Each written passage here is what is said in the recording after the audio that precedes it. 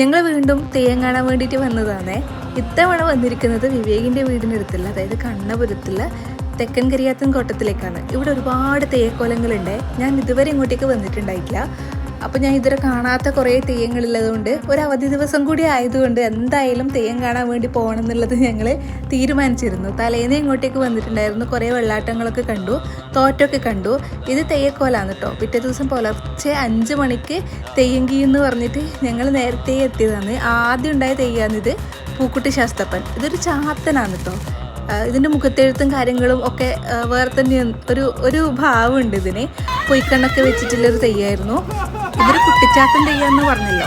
പയ്യന്നൂരിനടുത്തുള്ള കാളകാട്ടില്ലത്തിലെ ബ്രാഹ്മണ കുടുംബവുമായിട്ട് ബന്ധപ്പെട്ടിട്ടുള്ള ഒരു കഥയാണ് കേട്ടോ ഈ ഒരു തെയ്യത്തിന് പുറകിലുള്ളത്.